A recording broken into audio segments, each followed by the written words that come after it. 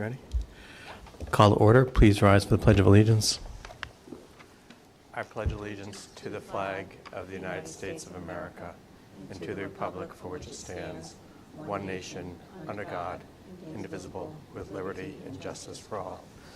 Please remain standing for a moment of silent recollection of Counselor Joe Perry, who died earlier this week.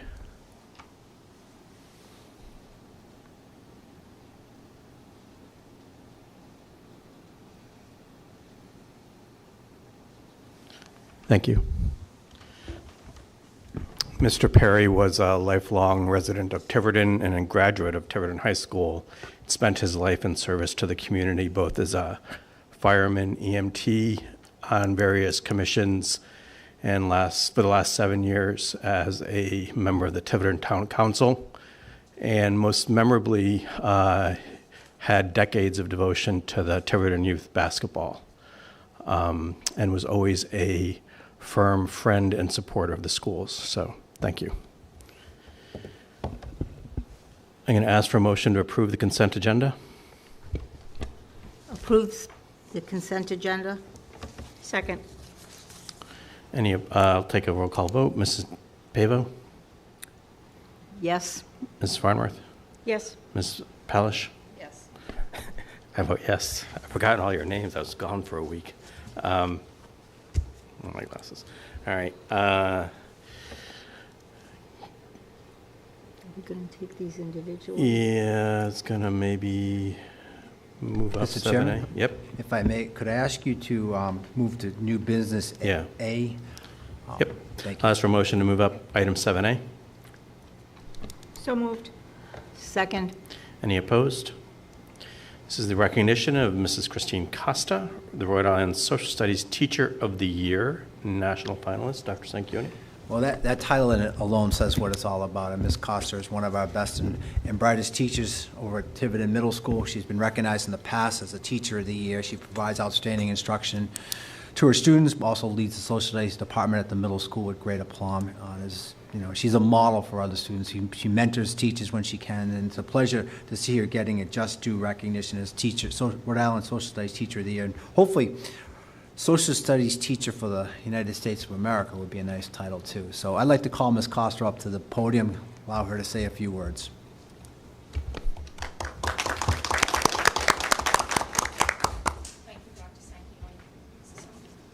Okay. Thank you, Dr. Sanchioni, members of the school committee and administrative team. I'm truly honored by this recognition, and I was very humbled when the list of national finalists was released. This award is a testament to the Tiverton School District. Being named a top 10 national finalist and Rhode Island's History Teacher of the Year reflects the support that I have received from my administrators, the caliber and the collaborative efforts of my colleagues, and the abilities and successes of my students. It reminds me of how fortunate I am to be a Tiverton educator and grateful for all the opportunities that it has afforded me. Thank you. Congratulations. Well done. And our book you have already won. Okay. So next is old business 6A, update on school safety committee. Dr. Sanchioni. Thank you, Mr. Chairman. We didn't do 4, though. We're just going to pass those out, the meeting minutes, because they're not part of the consent agenda. I think they usually are. They are. They were part of They the usually consent are. agenda. So we're just going to accept it that way. I think so, yeah. Yep. Okay. Yep. Okay. Sorry. That's okay. Go No ahead. problem. So 2 weeks ago, you recognized the safety committee and you appointed all the members who were on there. But since then, we had continued to put it out there for other members of the community. And we talked about trying to get some more staff members to be part of that.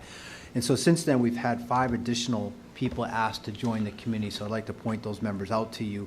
Ms. Donnelly Roach, who would represent the elementary schools, the principal of Fort Barton. Kristen Destramp, representing all the teachers at Tiverton, the NEA president.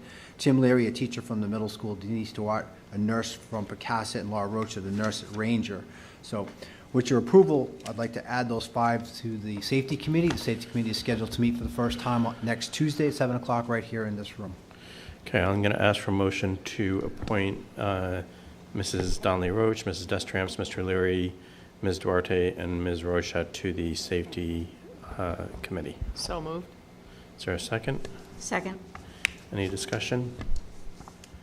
I just want to quickly thank them. It's so important on the safety committee that we have just a robust mix of people from, the community, from inside our schools, administration, union members. It's just really, really important for that committee, and I want to thank those individuals for stepping up. Thank you. Yeah, I could not agree more. Anyone else? I'll ask for a vote. Mrs. Palish? Yes. Ms. Farnworth? Yes. Ms. Pavo? Yes. And I vote yes. Okay. And yes, thank you to all of the members who have volunteered, both new and old. Next is item 7B, approve the school committee calendar 2024. Dr. Sanchioni? Thank you, Mr. Chairman. It's about this time where I usually bring you the calendar, starting with January to the following year, only so that our principals will know the dates in January, February, March, April, May, and June, so we don't have conflicting events and so forth. It pretty much parallels what you've done in the past, 2 meetings a month through all the school year when we're in session here. So with your approval, I'd like to get this on their calendars so that we don't have any conflicts. Okay, I'll ask for a motion to approve the calendar. Motion to approve the 2024 school committee calendar. Is there a second? Second. Any discussion? Okay, I'll ask for a vote. Mrs. Pavo? Yes. Mrs. Farnworth? Yes. Mrs. Palish? Yes. I vote yes. All right. Next is item 7C, first read policy 1261, amended the home teaching. Ms. Kraeger.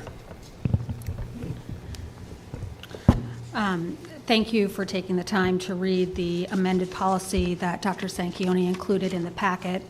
When Dr. Sanchioni asked me to kind of take charge of this activity for Tiverton Public Schools, and I looked at the policy, it was just a little bit unclear, and there were some gray areas, and I thought if it was a little bit unclear for me, it was probably a little bit unclear for others. So I just wanted to put something together that our families could understand, and we, as the Tiverton school community, could also understand. We met as a policy committee last Wednesday, September 20th, myself, Dr. Sanchioni, Ms. Farnworth, and we had a homeschool advocacy group also attend. So you see there the final product. Some of the bigger changes in this, other than kind of looking at each section and making it more comprehensive, on page 2, there you see an area there for an end-of-year report. That was actually omitted from the previous policy, so we have that in there so it's clear and concise to what families need to give to Tiverton Public Schools at the end of the school year. There's just one change on the copy you have there on that area, so page 2, number 4. It should read exactly how number 4 looks on page 1. So that change will be made. It was just an error on my part. Some additional changes include on page 3, our partial enrollment was only for grades 5 through 12. We are including grades K to 4 for families to enroll their child in non-core curriculum classes if they wish, and if there are spots in the classroom. And other than those major changes, that is it, like I said, and it being more clear and concise. Okay, thank you, Mrs. Kraeger. This is a first read, so it will not be voted on at this meeting. I'm going to open the floor to comments or questions from members of the committee. Mrs. Palish? Mrs. Farnworth? Thank you, Mrs. Kraeger. Could you expand on this number 4 versus number 4 thing? What I didn't quite had follow in that there, either. it just actually, it kind of means the same thing, but it does align with the wording that is in the law in regards to the attendance piece. So your intention is to change which one? The one on page 2 Okay. to replicate the one on page 1. The 4s will look the same. Thank you. You're welcome. Anything else? Mrs. Pavo? Nothing, thank you. My only question was about, on page 3, I think it's 3, about the partial enrollment, all grades K4 enroll in non-core curriculum classes. That means the non-academic is probably not the So right art, word, but the right, art, music, library, yeah, gym, health, exactly. they can enroll in those. Exactly.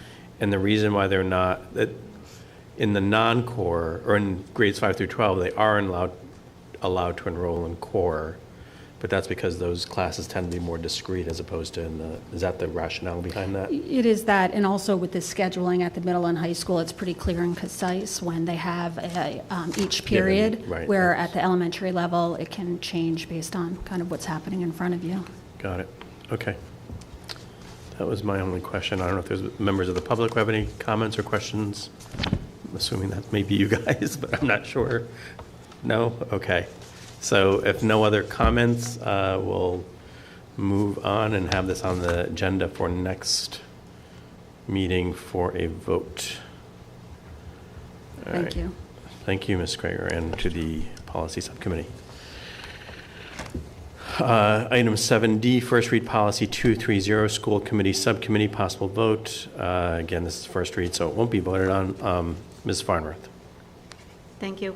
As a continuation of the policy subcommittee meeting that we held last week, I introduced this draft of a new policy that I'm asking for a vote from the school committee as at second read. It is a school committee subcommittee policy, and basically what it does for the most part and memorializes current practice, where we do have a number of subcommittees, some of which are mandated by law, others of which by choice. We typically appoint members after each election, and that is, again, they're appointed at that time. The one thing that I'm proposing here that is different than current practice is that each subcommittee will appoint a chair and a recording secretary. The chair would be responsible for coordinating the meetings and ensuring that the meetings comply with the provisions of the Rhode Island Open Meetings Act. And the reason I'm proposing this is that in my experience on the committee here, I've served on subcommittees right from the get-go. And I think that at times we haven't had the activity or consistency of the meetings. Basically because there really was no one on point to take charge and run with it, if you will. So that is my thought behind having a chair for each subcommittee that's out there. And that chair can be appointed during the subcommittee meeting itself, just by consensus of the members. And then the recording secretary would just be responsible for, ensuring that the minutes are kept and approved at the subsequent subcommittee meetings, and then put forth in the consent agenda for the school committee. Then lastly, I have the school committee members, unless otherwise prohibited by law, may serve as chair for up to 2 subcommittees. This way, there's no one person charged with doing it all, if you will, or taking the power, if you will, also. So I feel, because we only have, 5 or 6 subcommittees at most, that, one person could serve as a chair for up to 2. And then lastly, the list of the subcommittees is on the Tiverton School District website, which is current practice. So I don't know if anyone has any questions or concerns. Okay, I'll open the floor to questions. Mrs. Pavo? Nothing. Mrs. Palish? No concerns. And I have no concerns. I liked this policy. Probably doesn't need to be said, but I was just wondering about whether or not it should include that the the meetings shall be posted in accordance with the open meetings law. Well, that's why you have that the chair will be responsible for coordinating the meetings and ensuring that they comply with the provisions of the Open Meetings Yeah. Act. Okay, That would include posting, okay, which, again, is current practice. yep. Okay, anything else from anyone? And again, as this is first reading, we will take it up again on our next meeting for a vote. Okay, we are up to moving like a freight train, item 8, future meetings. Safety Committee meeting is on October 3rd at 7 p.m. The Finance Subcommittee is on October 10th in the Administrative Conference Room. The School Committee is next meeting on October 10th at 7 p.m. And we'll be discussing the school improvement plans. Anybody have anything else? Peter, when is our next building committee meeting? Huh? What? It's a quick meeting. It's a quick meet, well, we still have executives, so don't. No, I know. Oh, don't count your chickens before they're hatched. Or your meetings before they're done. When were we gonna? I was waiting for the bids to come in on the fitness center and then have call a meeting then, so I would say within 2 weeks. Okay. Okay. Didn't we bid for something else recently?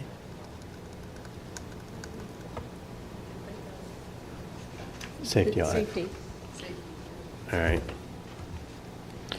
We should, We discussed that at our last meeting. you discussed that at your last meeting. See, this is the problem of not coming to the meeting. All kinds of things happen. All right. Anything else on future meetings?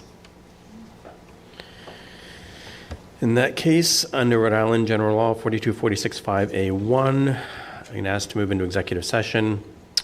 Job performance, character, physical, and mental health superintendent, 42465A1, job performance, character, physical, and mental health administrative contracts, and 42465A7, legal advice, MOU, SRO.